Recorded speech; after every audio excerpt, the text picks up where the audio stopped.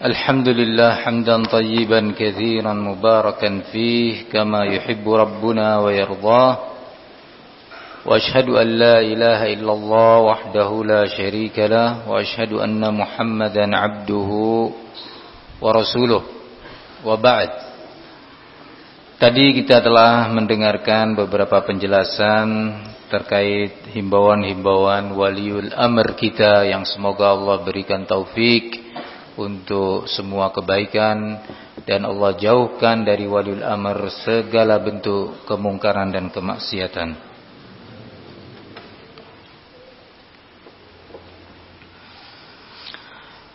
Perlu disosialisasikan dan diketahui oleh teman-teman tulab dan para pelajar, santri dan para mudarrisin dan juga para pengurus serta para wali santri dan yang lainnya, bahwa dalam rangka itu semua ma'had telah melakukan beberapa upaya dan langkah-langkah setelah melalui proses diskusi yang panjang hari ini sejak tadi pukul 8:30 pagi berakhir pukul 4:15 sore dan rapat 2 hari yang lalu sejak 5:30 pagi hingga menjelang pukul 9 pagi.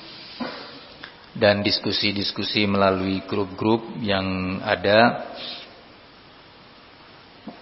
dihadiri oleh asatidzah, dihadiri oleh para pengurus dan tim dokter dengan tetap berkoordinasi dengan beberapa asatidzah lainnya dan tim dokter di kota lain. Ini sengaja saya sebutkan bahwa apa yang kita sampaikan hari ini adalah sebuah hasil diskusi panjang berdasarkan maklumat dan data-data resmi dari waliul amr. Bukan sebuah atau keputusan-keputusan dan kebijakan hasil obrolan atau hasil informasi yang statusnya qila wa qal, katanya. Ini penting diketahui. Karena itu, Ana berharap semua yang mendengar ini, pertama harapan untuk antum benar-benar memahami langkah-langkah yang diambil ini adalah langkah-langkah yang diupayakan untuk seilmiah mungkin. Antum harus memahami itu. Bukan maknanya bahwa kebijakan-kebijakan ini semuanya pasti benar. Karena itu semua adalah ijtihad. Beberapa waktu yang lalu kita telah sebutkan contoh terjadinya musyawarah dan ijtihad-ijtihad yang terjadi pada salaf. Salah satunya adalah peristiwa yang langsung dipimpin oleh Amirul Mukminin Umar bin Khattab. Terjadi di situ akhd wa rad, diskusi saling memberikan pendapat dan usulannya. Terjadi beberapa perbedaan pandang sehingga akhirnya Amirul Mukminin Umar bin Khattab mengambil keputusan.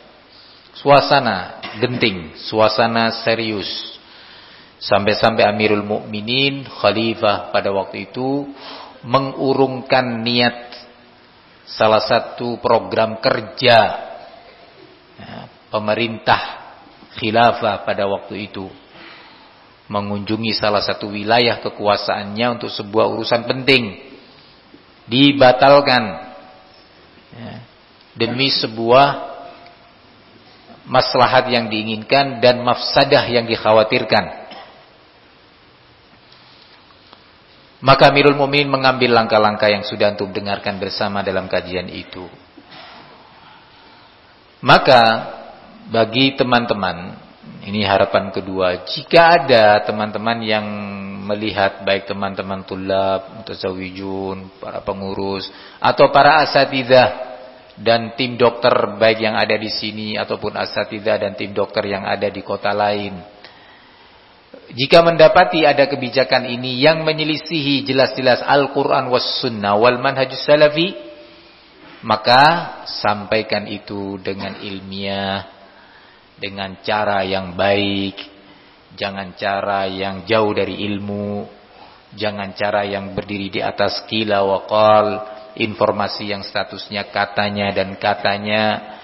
Jangan pula kemudian disikapi dengan cara yang mengandung unsur provokasi, ya, unsur provokasi. Nah, tolong akhlak-akhlak seperti itu dihindarkan.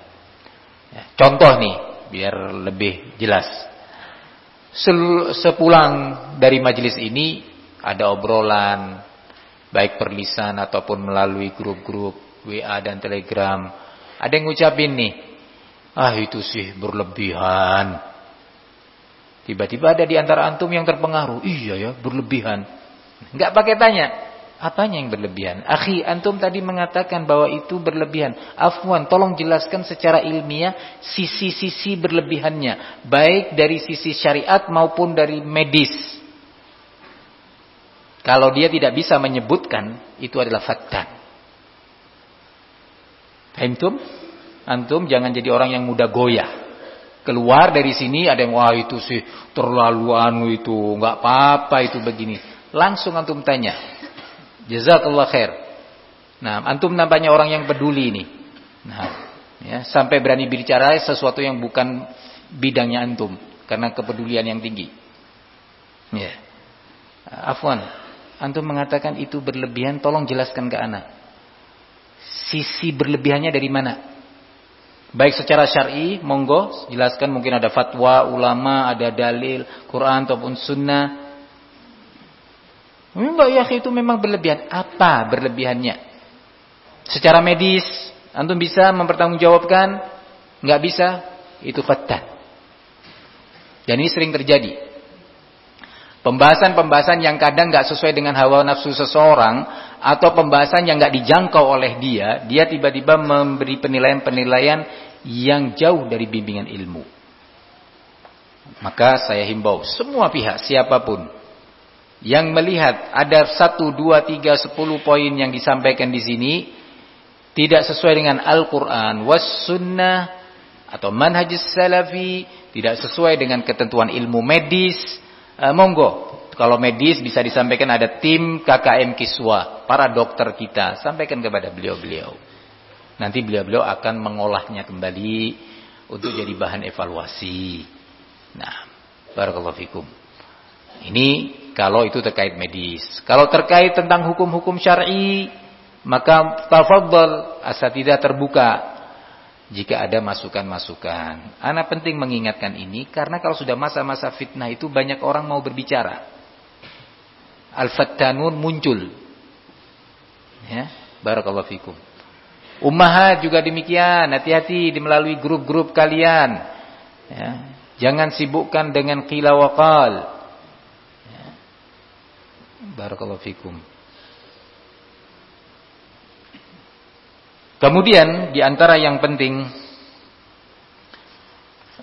disosialisasikan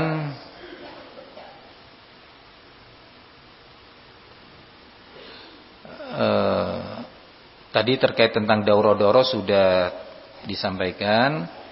Perlu diketahui bahwa ma'had akhirnya mengambil kebijakan pembenahan dan pengaturan ulang jadwal-jadwal belajar.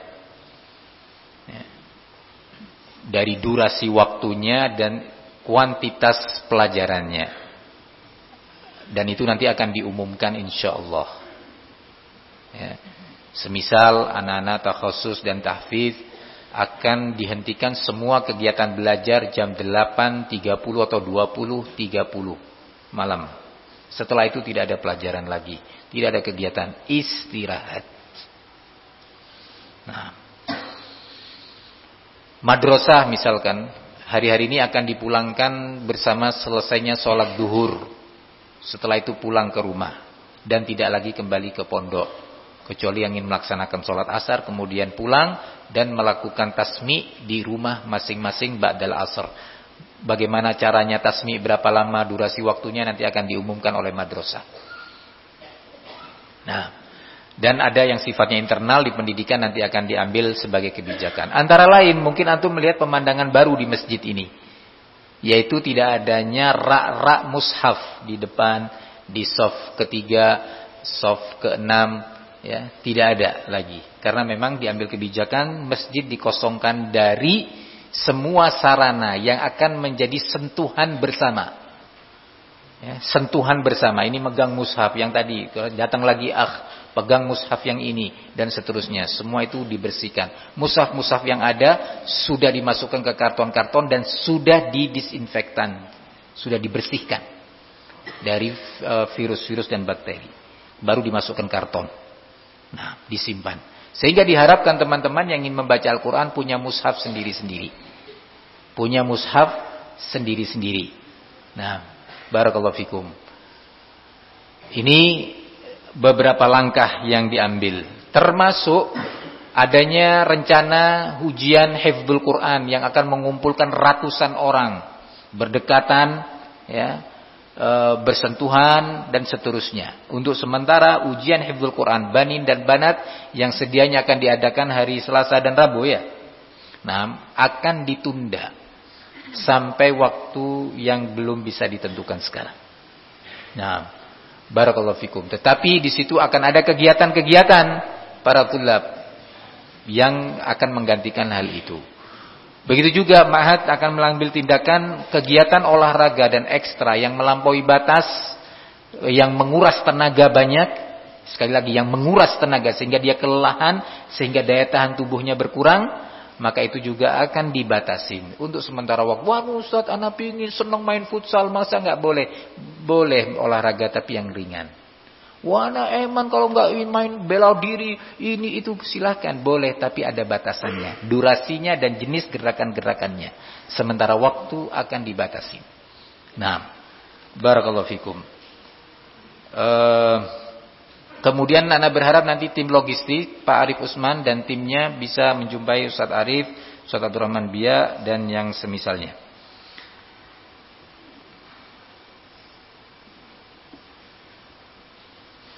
Mohon penjelasan, jazakallah khair, ini ada pertanyaan penting menunjukkan kepedulian juga. Mohon solusi terkait kegiatan penelponan. Karena di Ma'had kita satu handphone digunakan oleh banyak orang. Nah, apakah dihentikan penelponan? Stres nanti santrinya. Nah, apalagi santri yang masih afwan saja, ya. Kalau bahasanya orang Jawa itu masih mbok-mboken. Tahu mbok-mboken? Nah, katanya orang Hadramut walad ummuh ini. Nah, Ustaz salah, Ustaz jar apa idhaf mudhaf ilaihi majrur. Ini enggak bicara majrur wala mansub. Nah, ya. Walad ummihi, Ustaz Lukman tuh enggak tahu nahwu, itu salah. Walad ummuh katanya. Walad ummuhu. Nah, walad ummu ini maksudnya buat anak kecil yang sebentar-bentar nangis, sebentar-bentar ummi. Nah, itu kalau anak laki dibilang walad ummu, kamu di walad ummu, nangis dia karena itu hinaan. Ya, artinya masih mbok-mboken. Ya, sedikit-sedikit ummi, sedikit ummi. Nah, ini bisa stres dia kalau dilarang nelpon. Ya. Umminya juga yang model kanak-kanakan. Ya, kalau tadi mbok-mboken, ini ummi yang kekanak-kanakan, ya, juga bisa stres kalau dilarang nelpon ke anaknya. Ya, ini penting. Maka Ma'had tetap memfasilitasi dengan cara handphone yang dipakai akan melalui proses sterilisasi. Gimana dok kira-kira? Bisa nggak dilakukan? Fadhol. Ini tanya kepada ahlinya dulu. Monggo dok. Bisa nggak itu kira-kira? Ya mungkin tadi sebagian sudah ada himbauan dari kementerian juga untuk membersihkan bagian-bagian yang biasa digunakan, dipegang ya oleh tangan, termasuk HP. Mungkin akan ada upaya untuk secara berkala dalam tiap hari, baik itu minimal, di situ disebutkan minimal 1 kali dalam sehari untuk membersihkan dengan desinfektan alat-alat tersebut dari sentuhannya, karena akibat disentuh oleh banyak orang kan. Jadi dia didesinfeksi ya, dibersihkan dengan desinfektan minimal 1 kali atau sampai 2 kali ya, untuk menghindari penyebaran virus atau penularan virus. Jadi memungkinkan dok ya, HP setelah dipakai oleh anak A didisinfeksi secara berkala, jadi mungkin sehari 1 kali atau 2 kali atau gitu. setiap selesai kan dipakai nih telinga. Assalamualaikum Abi Umi, nelpon 10 menit. Nah, kira-kira perlu setiap ganti diusap gitu Dok, insyaallah. Bisa, insyaallah. Saya tidak merusak untuk mikrofonnya itu tadi. Gimana kira-kira, ada yang bisa Dr. Jamil? Dr. Jamil, boleh nggak gitu? HP dihapus dengan bisa ya, dibersihkan. Nah, kalau disemprot kan nanti malah nggak perlu CTPS kan kalau ini kan. Bisa, insyaallah. Diusap dengan apa? Diusap dengan ini. Nanti akan diatur caranya, jangan khawatir anak-anak tahfidz yang soleh-soleh. Nah,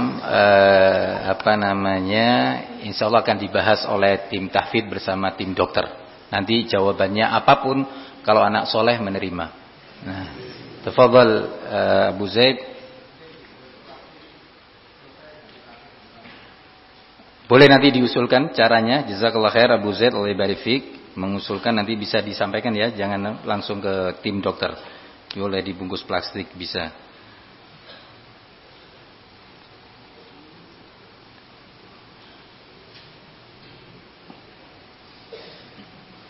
Nah, ini ada rupanya yang demen bakaran ini. Nah, tahu demen bakaran?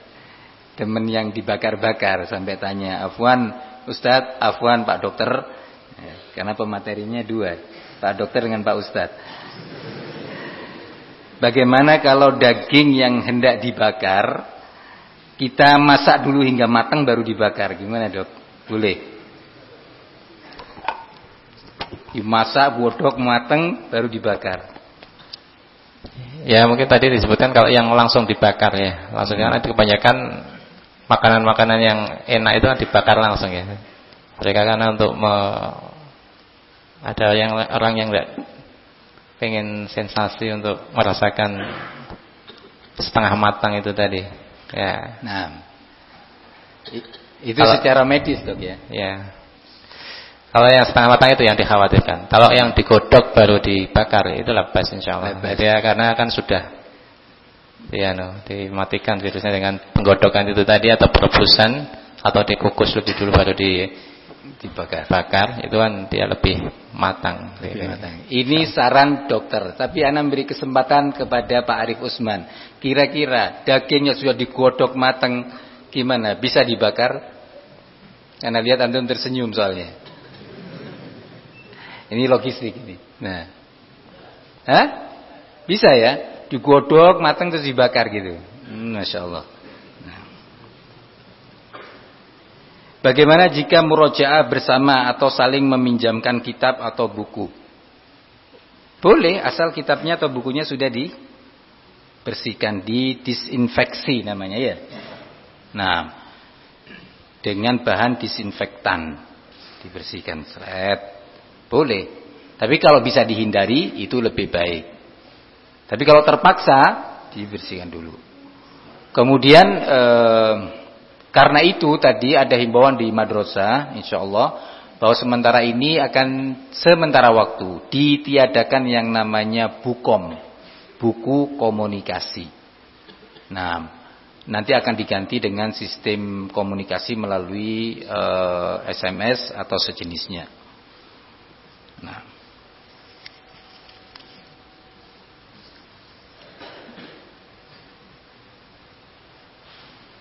begitu juga taklim di beberapa kota sekitar kita untuk sementara waktu dihindarkan. Gimana Ustaz, masa nggak taklim? Siapa yang bilang nggak taklim? Taklim. Nah, toh radio streaming insyaallah bukan menjadi sarana virus corona. Nah, wallahu alam kalau nanti virusnya tambah pinter. Ya, hatta gelombang radio bisa dijadikan ini. Ya.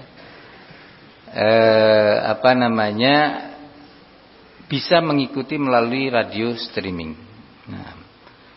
Lalu bagaimana sabar? Kita sedang terus mengolah dan menggodok kebijakan-kebijakan. Jadi kemungkinan nanti akan ada pengumuman-pengumuman berlanjut. Demikian pemerintah menghimbau untuk terus berkesinambungan sesuai dengan perkembangan. Afwan, terkait handuk-handuk tolabah, apakah tidak mengalami permasalahan? Bisa mengalami permasalahan. Kalau pertanyaannya gini, apa bisa mengalami permasalahan? Sangat bisa. Nah, ya, ditumpuk-tumpuk bareng, ya bisa dok ya. Dijemur bareng-bareng gitu. Hindarkan sentuhan-sentuhan seperti itu. Ini yang menduluin dokter akhirnya. Nah, tafadhol dok. Ini pertanyaan tentang handuk. Ya itu tadi kan penularan itu bisa dengan sentuhan, kemudian disentuhkan kemudian disentuh orang lain. Kita pegang, kemudian orang lain memegang benda yang sama. Sama seperti kita memegang handuk, handuknya ditumpukkan ke tempat lain. Apabila orang itu terkontaminasi, ada risiko untuk penularan ke teman yang lainnya. Kemudian teman lain itu megang, kemudian tidak sengaja menggosok mata atau makan makanan yang dimasukkan ke mulut atau apa tanpa dia mungkin mencuci tangan terlebih dahulu, itu bisa menjadi resiko untuk penularan penyakit semacam ini. Jadi sebaiknya dihindarkan. Mungkin ada solusi dengan menjemur secara berkala, jam-jamnya dipaskan gimana. Nah, ada tambahan? Monggo jika ada yang ditambahkan, dokter. Nah, berkenaan dengan handuk, sebenarnya sudah sebaiknya memang ada pelatihan, dan mungkin kalau di tingkat MTP sudah mulai dilaksanakan. Jadi salah satu yang dilakukan adalah PHBS yang Ustaz sebutkan tadi. Disebutkan tadi kan tentang CTPS atau cuci tangan pakai sabun. Itu salah satu dari PHBS, perilaku hidup bersih dan sehat. Nah, berkaitan dengan coronavirus juga ini. Yang kedua, etika batuk dan bersin. Itu sudah terpampang di brosur dan pamflet. Tafadhol antum praktekkan bagaimana berbatuk dan bersin yang baik. Nah, kemudian itu juga ada etikanya. Kemudian tak kalah penting juga mengenai peralatan harian kita. Salah satunya tentang handuk. Handuk itu kapan dilakukan penjemuran. Nah, jadi handuk itu ada tata aturannya. Tidak habis pakai langsung digeletakno, atau ditaruh di mana, tapi tetap harus dijemur, kena sinar matahari. Virus corona akan lebih cepat mati jika dia kena sinar matahari langsung. Jadi kalau habis mandi, diusahakan jangan dijemur di bawah pohon atau tempat yang teduh. Diusahakan penjemuran di bawah matahari langsung. Yang kedua, penggantian handuk harus juga rutin santri. Tidak sebulan tidak pernah dicuci. Ya, handuk jangan hanya satu. Minimal sepekan sekali harus diganti. Diganti ini dicuci, nanti yang satunya digunakan. Demikian. Jazakumullah khair, Dokter Jamil dan Dokter Dedi. Ini yang demen ikan bakar banyak dok. Tadi kan bolehkah dibakar setelah direbus sampai masak? Sekarang ada pertanyaan, afwan Ustadz, afwan dokter, mau tanya apakah boleh membakar ikan namun sebelumnya sudah digoreng terlebih dahulu. Rupanya memang demen bakaran ini. Nah, Allahu alam itu jadi kayak apa itu habis digoreng dibakar. Allah yahdik. Nah, ada saran juga, dan saran ini ternyata sudah termasuk dalam kebijakan yang belum tersampaikan, yaitu terkait pos jaga. Disarankan di sini bagaimana kalau pos jaga juga para penjaganya disediakan masker, ya, disediakan masker.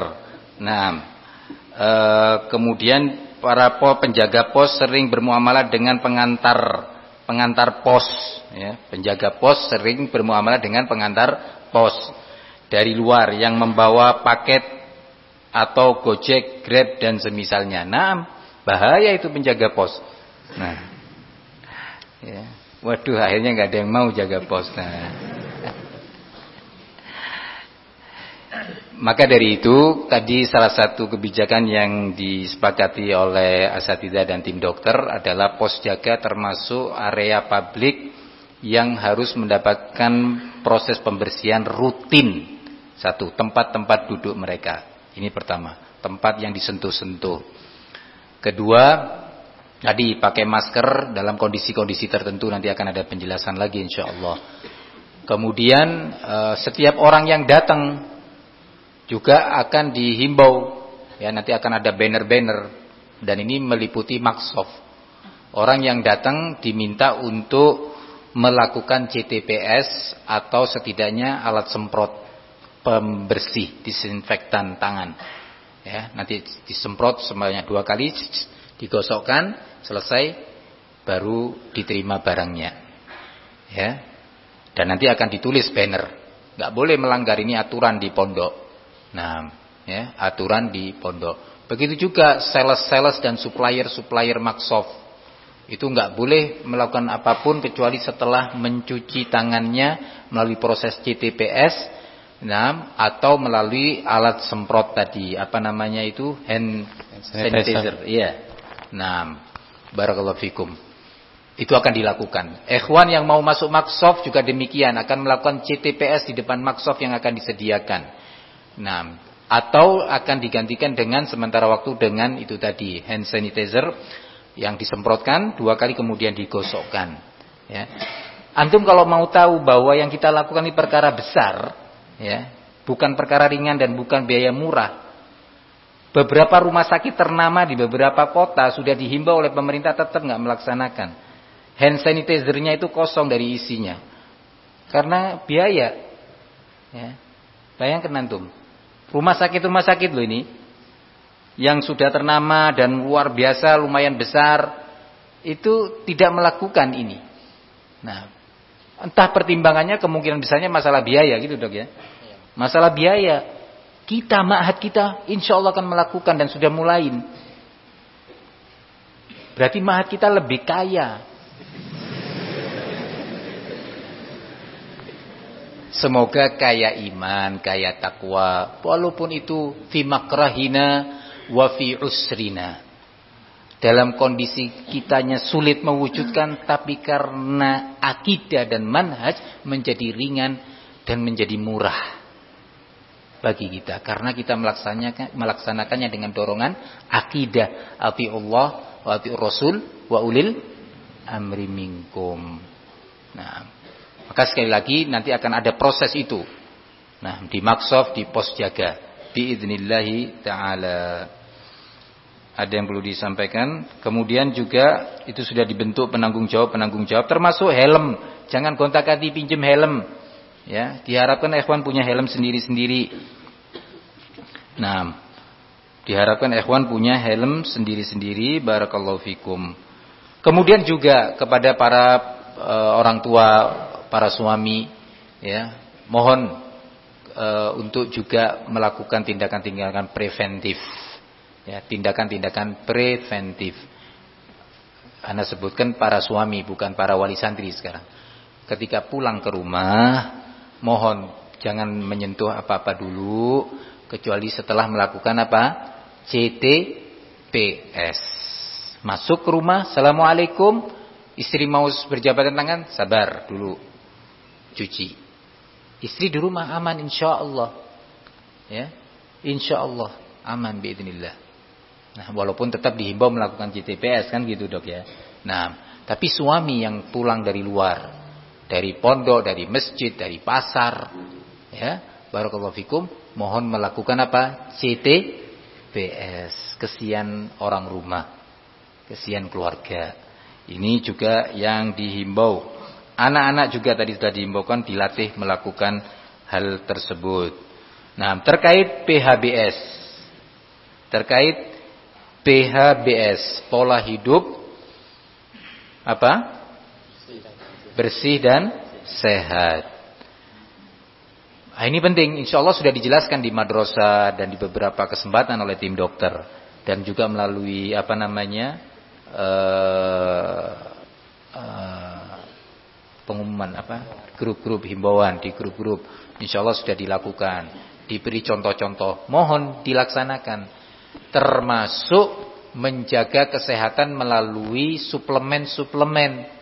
Nah, melalui suplemen-suplemen, penanggung jawab di pondok, para musyrif, Mohon para tim logistik dan yang lainnya diseriusin ini. Ya. Suplemen murah tapi efektif. Gitu ya. Murah tapi dia betul-betul berfungsi. Nanti akan dijelaskan oleh dokter. Nah, minuman yang menambah sistem imun, sistem kekebalan tubuh, minuman yang menambah energi, kekuatan tubuh, stamina, itu penting untuk dilakukan. Nah, barakallahu. Oh, itu mahal? Enggak, insyaallah enggak mahal. Yang penting sabar. Nah, monggo mungkin tim dokter bisa menjelaskan terkait suplemen-suplemen yang bermanfaat. Berkenaan dengan suplemen yang dianjurkan, sebenarnya pemerintah juga sudah memberikan beberapa rekomendasi tumbuhan asli Indonesia yang bisa digunakan sebagai antisipasi atau preventif untuk virus corona, dan bukan juga untuk virus yang lain juga sebenarnya. Tapi beberapa penelitian sudah pernah membuktikan bahwa zat ini itu pernah diteliti untuk virus yang mirip, yaitu corona yang tipe yang pertama dulu. Nah, di Indonesia yang pernah diteliti yaitu kandungannya kurkumin. Kurkumin yang ini banyak dikandung di semacam kunyit, temulawak, jahe, serai, atau juga meniran. Itu kandungannya cukup banyak kurkumin. Di samping suplemennya lain juga bisa digunakan yang meningkatkan kekebalan atau imunitas, semisal madu atau habatus sauda juga bisa digunakan. Untuk tata aturannya lebih detail mungkin bisa nanti kita informasikan lebih lanjut. Yang jelas beberapa jenis ini sangat membantu untuk peningkatan kekebalan dan untuk pencegahan virus. Dan insya Allah membikinnya juga tidak susah. Misalkan bikin temulawak, antum campur dengan kunyit, campur dengan jahe, campur dengan serai, jadi satu pun insya Allah nggak apa-apa. Tidak ada pantangan, asalkan temulawaknya jangan banyak-banyaknya, jadinya pahit dan getir. Tapi untuk konsumsi insya Allah bagus juga. Bisa juga ditambahkan yang anak-anak kan kadang-kadang senang yang asam-asaman. Bisa ditambahkan asam atau asam yang tua itu juga bisa ditambahkan sebagai langkah anak biar senang. Kadang kalau cuma kunir atau temulawak kadang mereka kurang suka. Di samping juga yang perlu diperhatikan adalah suplemen yang kandungan proteinnya tinggi. Baik ikan maupun daging maupun sejenisnya. Atau juga kandungan vitamin C yang tinggi. Misalkan buah-buahan atau jeruk misalkan. Yang cukup tinggi tapi cukup murah itu jambu. Jambu merah itu per kilonya sangat murah. Itu sangat tinggi juga kandungan vitamin C-nya. Itu suplemen yang tidak harus mahal, herbal yang mahal, tapi cukup antum bisa cari di pasar atau toko buah. Insya Allah ada dan harganya tidak mahal. Gitu. Nah. Jazakallah khair Dr. Jamil. Ada beberapa pertanyaan, antara lain, apakah penggunaan termometer kepada setiap orang yang akan diperiksa akan menimbulkan potensi penularan virus? Betul, bisa. Loh, tadi dikatakan mau pakai termometer. Iya, tentunya. Itu akan melalui proses yang tadinya dinamakan apa? Disinfeksi. Jadi setelah dipakai oleh si fulan nggak langsung ganti kepada ilan. Si A langsung pindah kepada B, kan gitu dok ya. Akan melalui proses dibersihin dulu. Gitu dok. Nah, monggo silakan. Jadi untuk penggunaan yang bergantian semacam itu kita insya Allah mulai udah antisipasi sebelumnya untuk kita desinfeksi dengan namanya apa, kapas alkohol atau semisalnya, ya. Jadi begitu habis dipakai nanti kita bersihkan. Jadi untuk menghindari terjadinya yang disampaikan tadi, penularan itu tadi. Ada pertanyaan, Dok. Apakah boleh kita menumpang tempat tidur teman di asrama atau duduk-duduk tiduran? Ya. Boleh nggak, Dok? Ahsan, untuk sementara kondisi saat ini dihindari dulu. Ya, kita nggak tahu teman kita kena virus apa bukan. Meskipun bukan corona, itu potensi penularan bisa terjadi. Jadi virus corona itu keluhannya sebenarnya kayak pilek biasa. Nama juga virus kayak influenza. Keluhannya ya ada gemberebek atau agak panas atau sumber, atau bahkan tidak ada keluhan panas sama sekali.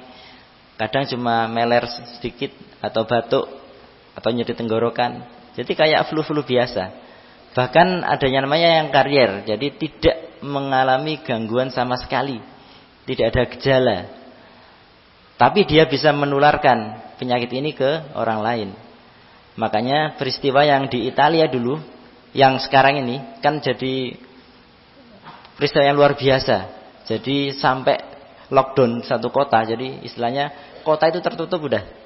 Sekolah libur, orang yang keluar dari suatu kota nggak boleh keluar dari kota tersebut. Orang yang dari luar tidak boleh masuk, sampai sedemikian parahnya. Salah satu yang dianalisa saat itu adalah anak-anak muda yang secara teori dan kenyataan anak-anak muda itu tidak rentan sakit.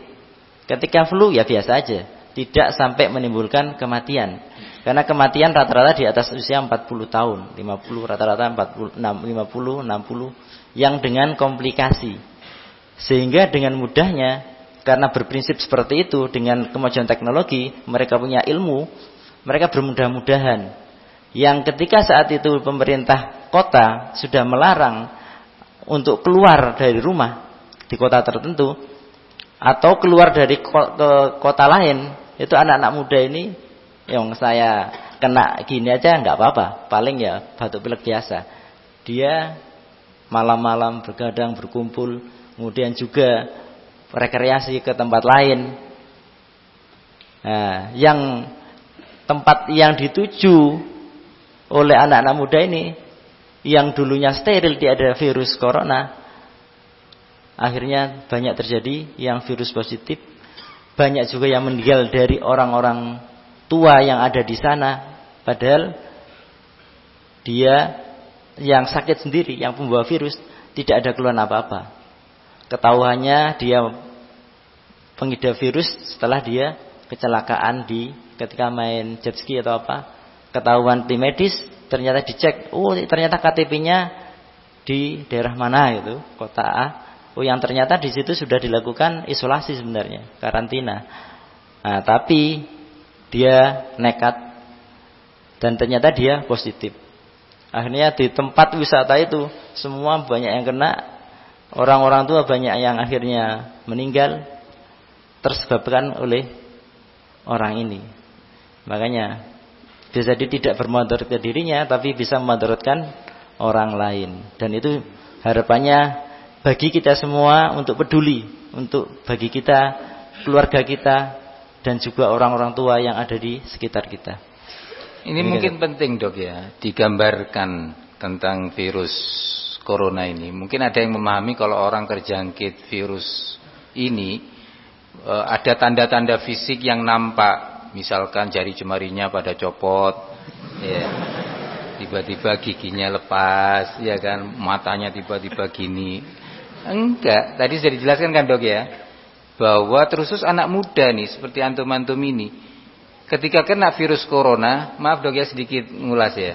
Nah, dia merasa sehat, enggak ada virus, flu-flu sedikit, olahraga, main, enggak ada masalah dia. Nah, merasa sehat. Ketika dinasihatin, ya akhi, CTPS itu orang yang anak sehat kok. Diajak salaman, misalkan ditolak. Kenapa ditolak salaman? Anak sehat ya akhi, ini siap ini sudah. Dia nggak merasa gitu loh. Seperti tadi anak muda di Italia itu ya. Nah, dia mengiranya flu biasa. Oh, anak sering gini. Sehat dianya, tidak ada masalah. Bisa saja sembuh mungkin dianya juga ya. Bisa saja dianya sembuh. Ya. Tapi dia melanggar aturan dan himbauan pemerintah. Dia seenaknya berinteraksi, akhirnya menularkan kepada orang lain. Yang orang lain itu secara kekebalan tubuhnya tidak seperti anak muda. Tiba-tiba sudah paru-parunya begini, ininya begitu, mati. Yang itu juga mati. Nah, ba'dallah azza wa jalla, tentunya semua dengan takdir Allah. Sumbernya adalah anak muda tadi yang merasa sehat. Jangan dikira kayak tipes kemudian lemos, nggak bisa apa-apa gitu. Enggak, belum tentu. Pilek biasa, flu. Nah, maka dari itu semua orang di antara kita yang merasa bertanggung jawab, merasa barakallahu fikum punya kepedulian terhadap lingkungan, ya, mohon beberapa himbauan ini benar-benar dilaksanakan. Ada sebuah pertanyaan yang cukup menakutkan ini, Dok. Nah, saya lihat cukup menakutkan, yaitu ini monggo kalau dikira jangan dijawab sekarang, jangan. Mukadimahnya saya bilang menakutkan. Nah, ini khawatir nanti masuk dan ini mundur.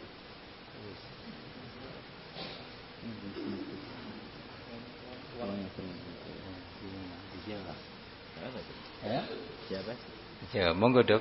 Ini ada pertanyaan, dokter akan menjawab. Apa pertanyaannya, Dok?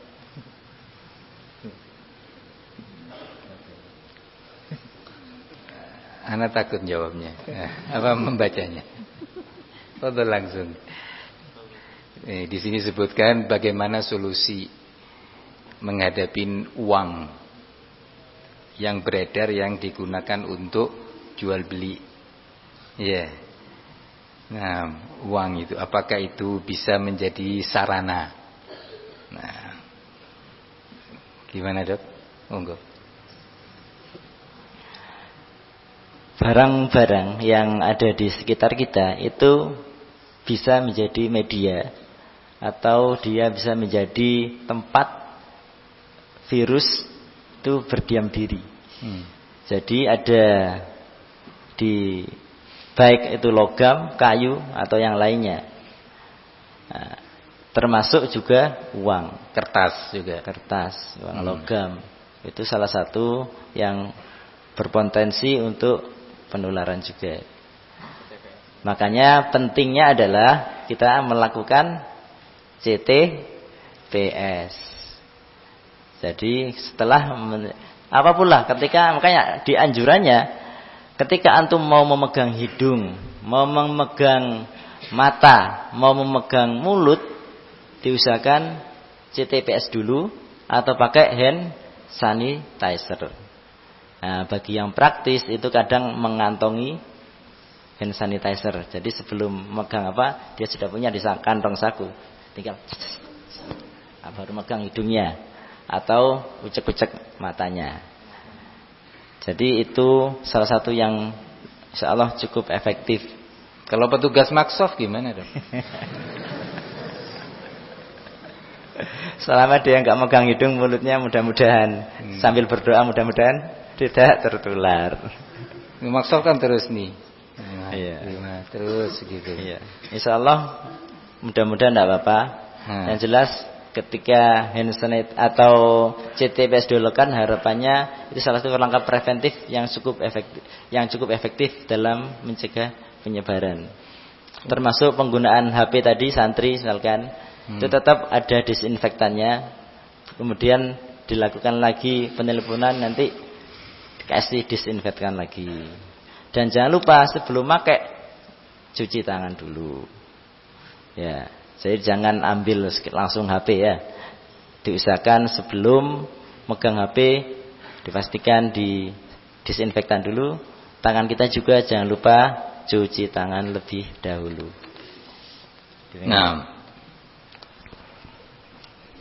jadi intinya yang termasuk paling penting memperhatikan dan menseriusi CTPS gitu, Dok ya. Termasuk ummahat yang mungkin belanja ya. beli sayur dan yang lainnya, usahakan diingatkan oleh para suami untuk melakukan apa? CTPS. Baik saat akan berangkat, karena mungkin saja dia justru yang ini. Jangan punya perasaan nanti saya ketularan ya, nanti hati-hati. Loh, keliru. Jangan-jangan kita yang. Nah, tadi saya ditelepon oleh salah satu panitia daurah di luar pulau yang memaksa untuk anak tetap datang. Ustaz nggak enak sama takmir Masjid Agung, sudah di lobi. Nanti Ustaz gini aja, sudah daurahnya nggak usah, khutbah Jumatnya aja, ini itu maksa. Nah, terus yang satu ustadznya mengatakan, Ustaz daerah kita ini nggak ada ini apa, nggak termasuk wilayah ini, insya Allah aman daerah kita. Maka anak jawab, antum aman insya Allah. Loh, kalau anak datang membawa penyakit menular itu gimana? Baru mikir dia. Anak orang asing datang ke tempat antum yang steril, ya. Ana yang membawa penyakit menular itu, gimana? Baru mikir ya, iya ya. Nah, maka dari itu sudah ana bilang batalkan semuanya, kirim salam kepada takmir Masjid Agung, batal. Gitu. Jadi sekali lagi penting kepada umat kita yang belanja untuk melakukan CTPS ketika akan berangkat dan ketika akan pulang. Ya, buka kaos tangan. Lu kan sudah pakai kaos tangan. Gimana jawabannya, Dok? Ini langsung ke timnya. Sudah pakai kaos tangan, Dok. Berarti aman kan, Dok? Kaos tangan apa, Dok? Kaos tangan, sarung tangannya Ummahat itu. Ummahat. Aman sudah. Tetap dia potensi kan di situ kan Ustaz. Tidak menjamin sarung tangannya itu steril juga, Ustaz. Satu. Itu. Yang kedua, itu lubang-lubang pori-porinya cukup besar juga. Nah, virusnya jadi, sebesar apa? Nyamuk sebesar. Bukan sebesar nyamuk ya, atau sebesar lalat. Memang super kecil dan seperti mahkota itu sangat kecil potensi. Makanya ketika menggunakan masker itu pun ada standarnya. Tidak sembarang masker atau masker habis dipakai dicuci demikian besok dipakai lagi, itu enggak standar. Itu mesti udah lubang-lubang itunya maskernya. Seperti itu. Jadi lubang masuknya itu bisa jadi misalkan dari kain dan sebagainya yang pori-porinya juga lebih besar. Pori-pori sarung tangannya itu bisa berpotensi. Jangan dikira bahwa virus corona itu kayak laron gitu. Besar gitu, enggak. Nah, ya. Jadi sekali lagi itu penting diingatkan kepada para suami. Termasuk banyak pertanyaan mirip-mirip. Tolong dikiaskan sehingga nggak terlalu banyak kertas ini. Bagaimana kalau saling meminjam sendal? Ya, kurang lebih dikiaskan dengan tadi, ya, dikiaskan dengan yang tadi. Barakallahu fikum. Mungkin ada yang perlu diingatkan lagi, ya, kawan.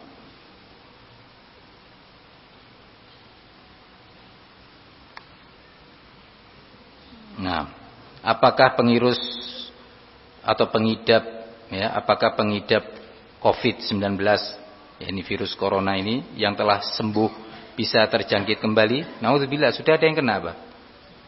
Kok ada pertanyaan ini? Nah, gimana, Dok?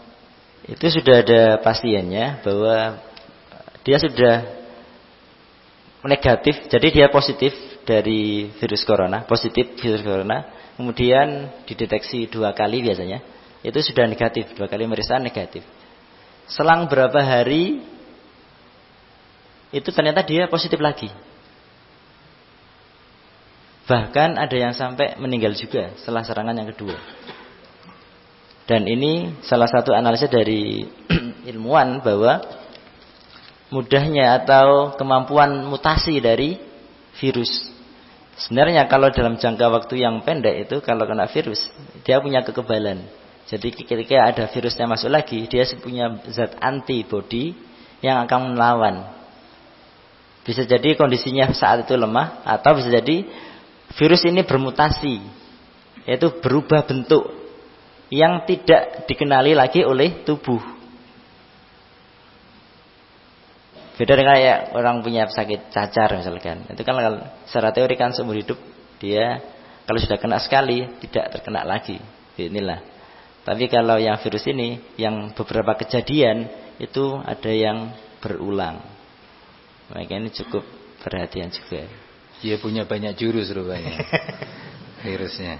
Ini Dok, ada pertanyaan penting terkait tulab ini. Apakah virus ini bisa menyebar lewat air di ember bekas mandi orang lain? Gimana Dok?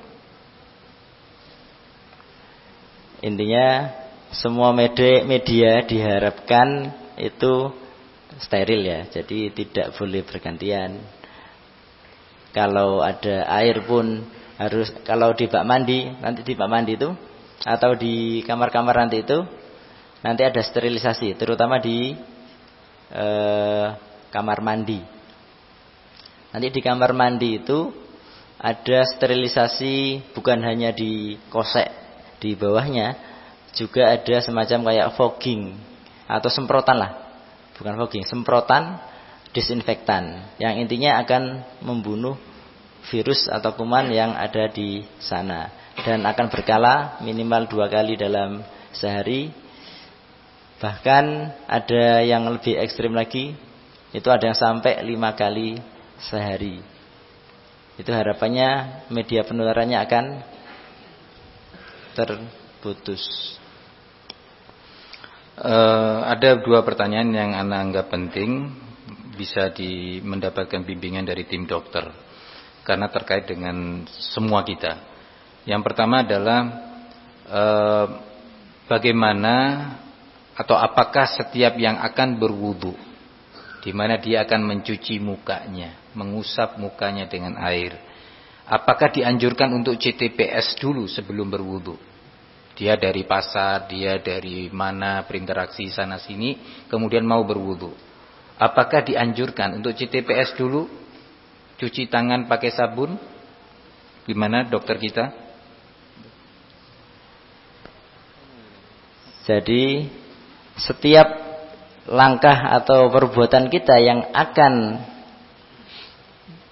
memegang hidung, mulut atau mata diusahakan melakukan CTPS. Makanya di tempat-tempat wudu yang akan masuk itu atau kamar mandi diusahakan ada sabun. Misalkan kayak di masjid kita itu, karena lihat tadi memang belum ada. Tapi kalau yang di tempat atas tempat wudu sudah ada sabun mandi. Dan diusahakan ketika mau memegang termasuk wudu, kalau bisa ada CTPS dulu. Dan harapannya ini juga diberlakukan di keluarga-keluarga. Saat ini karena lagi digalakkan pemerintah CTPS, sehingga sabun-sabun yang mengandung anti kuman laris manis, bahkan harganya melambung. Padahal himbauan dari pemerintah tidak harus sabun yang mengandung anti kuman. Antum pakai sabun biasa, sabun cair ya, sabun biasa yang notabene ada yang untuk kecantikan atau untuk apa itu, yang bukan mengandung anti sebut bakteri. Nama aja Dok, yang biasa kayak apa, yang anti kuman kayak apa, biar paham. Ini nggak paham biasa, kayak apa biasa itu? Nanti gitu. Nyebut merek Ustaz. Enggak apa-apa, sudah terpaksa. Nah, yang biasa tuh kayak atau seperti Lux dan sejenisnya gitu. Ya, itu sabun biasa. Boleh dipakai gitu kan, Dok? Nah, Ustaz. Bisa mengatasi. Dan efektif, Ustaz. Nah, yang mengandung anti kuman semisal enggak apa-apa. Lifebuoy atau Dettol gitu. Dettol misalkan. Enggak harus seperti itu. Nah, ya, tidak harus bagi yang tidak mampu. Sabun-sabun yang ada sudah mengatasi. Nah, jadi kesimpulannya Dok, kalau mau berwudu ya, diusahakan CTPS dulu. CTPS dulu. Diharapkan melakukan cuci tangan pakai sabun. Ini yang lihat penting karena mengenai kita semua. Berikutnya pertanyaan Dok, masih terdengar di sana sini di pondok ini suara batu. Ya, suara batu. Ini juga sama loh, sarana loh ini. Anak mulai tadi nerima. Nah, iya Dok ya. Nah, tapi mudah-mudahan aman. Insyaallah antum sehat semua. Nah, barakallahu fikum. Batuk di sana sini Dok. masih kedengaran bersin. Ikhwan sholat masih ada yang bersin sana sini. Tapi mereka nggak pakai masker atau yang lainnya. Bagaimana nasihat Pak Dokter? Kalau kita mau mengikuti anjuran dari pemerintah, dari Walil Amr, itu salah satu anjuran yang tadi disebutkan Dr. Dedi tadi, itu memang menggunakan masker. Bahkan diwajibkan bagi institusi pendidikan untuk menyediakan masker untuk pendidikan. Tapi kalau antum semua ya bawa dari rumah. Kalau yang selain tulab bawa dari rumah, bawa kan sendiri. Diusahakan demikian. Kemudian tak kalah juga keluhan panas juga. Kalau ada panas, batuk pilek, udah ahsan di rumah. Jadi dihimbau yang batuk-batuk atau flu untuk sholatnya di rumah. Kalau ada batuk-batuk dia tapi tidak flu, harapannya pakai apa? Masker. Jangan menganggap remeh. Oh, batuknya batuk biasa aja kok. Itu jangan. Nah, pakai masker ya akhi. Nah, tulab juga demikian. Barakallahu fikum. Apakah boleh menjenguk kawan kita yang sedang sakit di UKS? Gimana, Dok? Sementara? Itu nanti sementara kalau saat ini mungkin atau kita lihat sebenarnya kan dari tim medis itu sudah memberikan arahan. Jadi kenapa sih ada di UKS? Itu penyakitnya kan banyak, Ustaz. Jadi ada penyakit tertentu yang memang bukan tipe menular. Misalkan asma, itu kan bukan tipe menular. Jadi tidak potensi penularan. Tapi untuk saat ini orang-orang dengan asma itu kan kondisinya ngedrop atau turun. Jadi jangan sampai kita yang misalkan qadarullah ada yang terkena corona misalkan, itu berkunjung kan jadi memperberat sakitnya si yang sakit asma ini. Jadi salah satu khasnya dari virus corona ini ketika dia ke orang yang punya penyakit jantung atau paru atau penyakit komplikasi yang lain, itu bisa dompleng istilahnya.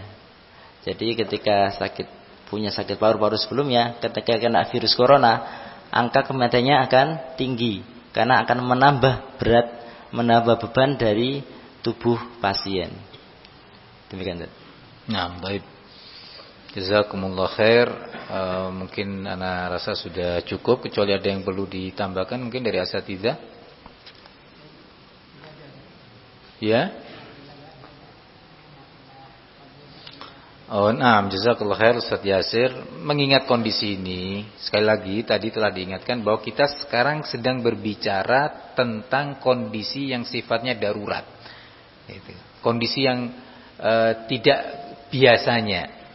Sehingga langkah-langkah yang ditempuh bahkan terkait beberapa bentuk ibadah, ada himbauan-himbauan karena memang kondisi. Nah, karena memang kondisi.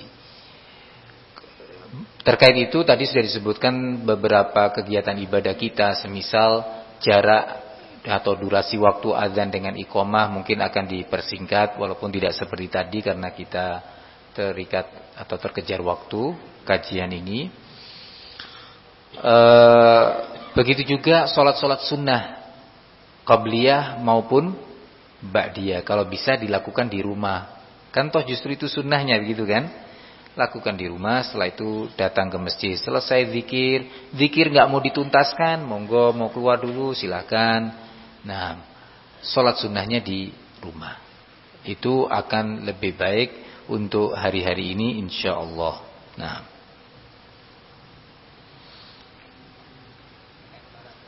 iya. Nah, juga di antara sebab ba'dallah azza wajal terhindarnya kita atau lingkungan ini ya memiliki kemampuan dengan pertolongan Allah menolak virus ini adalah kondisi kesehatan tubuh. Kesehatan tubuh tadi telah disebutkan antara lain dengan suplemen-suplemen makanan yang murah dan mudah didapat. Nah, asal kita sabar melakukannya. Yang kedua adalah olahraga yang cukup. Cukup itu tidak kurang dan tidak berlebihan. Stretching-stretching, perenggangan-perenggangan, ini hendaknya tetap dilakukan oleh tulab. Ada senam-senam ya, kegiatan-kegiatan olahraga yang cukup. Cukup itu artinya apa? Tidak kurang dan tidak lebih. Nah, begitu juga kepada ummahat, ibu-ibu di rumah, kesian harus diajari kepada mereka beberapa bentuk olahraga ringan yang menambah kesehatan mereka. Mungkin termasuk dok ya, apa? Banyaknya cairan, banyak minum. Itu juga menambah. Nah, banyak minum. Ya, diingatkan anak-anak di rumah dan para istri, ayo banyak minum. Nih targetnya kamu mulai pagi sampai jam 9, targetnya adalah sekian-sekian. Nanti sekian dan sekian. Sehari diupayakan sekian mililiter air. Dihimbau, kesian mereka. Nah, ya, tubuh membutuhkan cairan untuk staminanya. Nah, demikian jawabannya. Mungkin ada yang lainnya. Nah, Ustaz. Iya, nah. Nah, ini akhirnya anak yang jawab, Dok. Monggo, nah. Makanan-makanan yang berpotensi untuk melemahkan tubuh, misalkan menimbulkan radang atau infeksi atau yang lainnya. Kira-kira bagaimana? Untuk makanan yang bisa mengurangi imunitas atau kekebalan, itu memang diusahakan dikurangi juga. Dalam arti ini biasanya terkait dengan individu atau individual ya. Jadi bisa jadi misalkan orang yang tidak terbiasa dengan makanan tertentu atau alergi atau gampang radang ketika makan ciki atau snack. Udah, kalau sudah kayak gini, kondisi seperti ini jangan atau hindari makanan yang seperti itu.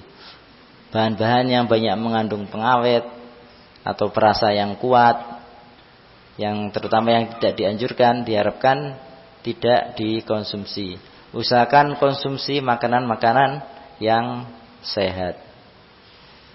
Contoh makanan lain atau minuman yang mudah menimbulkan radang. Kenapa kok kita menghindar dari radang? Kenapa, Dok? Ini terutama ke anak-anak Ustaz ya. Kaitannya dengan corona ini apa gitu? Jadi kaitannya kalau anak-anak itu kan dia gampang karena seringnya Ustaz, itu kan amandel misalkan. Itu kan atau nyeri tenggorokan. Seringnya pada anak-anak ketika mereka jajan yang sembarangan. Iya, sembarangan itu sembarangan contohnya? Misalkan mengandung bahan-bahan yang cukup berbahaya misalkan, atau gampang menimbulkan iritasi misalkan. Contohnya? Karena mulai tadi ngejar contoh memang. Nah, karena mungkin nggak paham kalau nggak ada contoh. Tapi dokter menghindar dari contoh supaya nggak masuk dalam jarah wa ta'dil gitu lah. Nggak apa-apa Dok, tafadhol, biar ngerti nih makanan yang berpotensi itu apa saja gitu lah. Nanti kalau ada tuntutan dari pihak biar anak yang ngadepi insyaallah. Nah, mau di penjara nanti saat ya enggak apa-apa gitu. Tafadhol, apa contohnya? Dari makanan di rumah tangga, misalkan apa nih? Pedes yang berlebihan kira-kira? Di antaranya adalah memang salah satu itu memang pedes yang berlebihan. Pada orang tertentu itu akan ini merugikan penjual lombok kan gitu. Terus enggak apa-apa disebut biar paham. Nah, ada juga makanan yang cukup murah itu kelihatan sekali dari warnanya. Itu warna dominan, warna yang mencolok. Kemudian rasanya kadang kalau sudah terbiasa makan misalkan coklat yang asli itu kan rasanya gitu. Itu ya ini coklat apa gula kadang kita nggak jelas. Nah, seringnya ini dijual yang dijual di Maksof banyak. Makanya tadi Maksof diadakan sweeping gitu lah. Ya, jualan-jualan baik yang produksi murni pabrikan ya. Sak macamnya merek sudah tadi. Sak macamnya merek ya. Dihimbau untuk sementara anak-anak ditahan dan Maksof tidak akan menjual lagi insyaallah. Sudah taubatan nasuha. Nah, Insyaallah. Nah, jadi anak-anak dihimbau kalau nggak beli di Maxof jangan beli di tempat lain. Ya. Nah, tadi anak sempat menanyakan ke dokter, kenapa di hari-hari ini terkait wabah virus corona kita benar-benar berupaya menghindar dari kemungkinan terjadinya radang atau infeksi di tubuh kita? Apa kaitannya dengan virus ini? Monggo dokter dijelaskan. Tadi sebenarnya sudah Anda sedikit jelaskan, Zat. Jadi virus ini ketika kondisi kita radang, itu sebenarnya kondisinya cukup lemah. Jadi kondisi imunitas yang turun. Nah, ini mudah sekali virus corona ini menyerang orang-orang semacam ini. Jadi, dompleng. Jadi ketika punya penyakit tertentu, infeksi tertentu atau penyakit paru tadi yang disebutkan, kemudian qadarullah ternyata virus ini masuk ke tubuhnya juga, itu akan lebih memperberat kondisi pasien tersebut. Jadi kemampuan tubuh untuk melawan virus ini menjadi melemah karena tubuh sedang konsen menghadapi radang tadi, infeksi itu tadi, tubuh sedang konsen ngadepin itu, melemah dia, ya, sedang perang, ya, lagi lemah ini, masuk musuh yang baru ini. Mumpung lagi konsen ke sana, tunggangin sekalian gitu lah. Paham? Jadi seperti itu. Jadi makanan yang berpotensi untuk radang dan infeksi tadi disebutkan, yang warnanya mencolok, hati-hati. Ya, di Maxof banyak itu yang mencolok. Nah, kemudian baik itu pabrikan maupun kemasan ulang, ikhwan yang menjual makanan, sekali lagi nih, ya. Kemasan ulang, dia beli barang kemudian dikemas ulang, ini akan dilarang dijual di Maxof. Ya, yang sekarang sedang dihasung, ya, ini mudah-mudahan ada hikmahnya nih corona ini, yaitu meningkatkan ekonomi ikhwan. Nah, dari siapa? Ikhwan dihimbau untuk memproduksi makanan, produksi rumah tangga. Ya, akan ditampung di Maxof, tidak terkena persentase nih, subsidi lagi. Saya kurang apa? Ya, saingan-saingan antum dihentikan. Ya. Antum silahkan produksi rumah tangga di bawah kontrol, ya. Plus lagi yang naruh di Maxof atau di kantin, subsidi dari pondok tidak terkena persentase untuk pondok. Ya. Bisa dipahamin? Ayo berlomba menjual makanan yang sehat. Tidak pedas, tidak menggunakan 4P, bukan P4. Nah, 4P. Nah, 4P itu perasa, pewarna, dan seterusnya. Ya. Jadi sekali lagi, tafadhol ikhwan berkreasi. Nah, berkreasi. Nah, barakallahu fikum. Demikian mungkin beberapa himbauan, ana pikir kita cukup sampai di sini. Semoga keterangan-keterangan ini bermanfaat. Nah, kemudian Allah Subhanahu wa taala melindungi kita semuanya. Semua yang kita lakukan dan kita ambil sebagai kebijakan ini sekedar al-akhdhu bil asbab asy-syar'iyyah wal kauniyah.